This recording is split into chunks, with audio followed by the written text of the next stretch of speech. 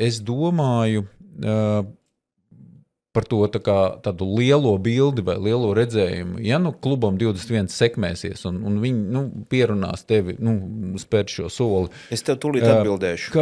Kas ir tas, kā tu redzi šo mūsu to zemapziņā tieksmi, ja, to milzīgo resursu naudu pieskatīt?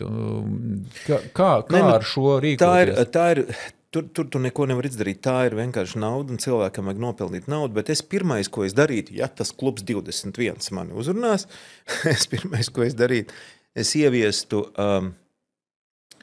nacionālās nodevības terminu katram par katru darbību, kurš jebkādā veidā dotajā brīdī vēl sadarbojās ar Krieviju.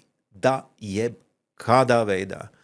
Jebkādi ekonomiskie sakari ar Krieviju, jebkādi, pieņemsim, kultūras sakari ar tur esošajiem strādājošiem, pelnošiem māksliniekiem. Mums, pieņemsim, man teātrī strādā 3 vai pat 4 tagad Krievijas pilsoņi, kas ir aizbēguši no turienes, mēs ar viņiem sadarbojamies un tā. Ka tā ir nacionālā nācijas nodevība un nevis citādāk. Un par to es brīnos, ka kaut kur parādās ziņās, reku, tas uzņēmums SIA kaut kāds, izrādās ir kaut ko vēl tirgojis. Tā vietā, lai tas būtu uz visiem lielajiem banneriem, uz visām šosejām, šīs cilvēks ir nācijas nodevējs.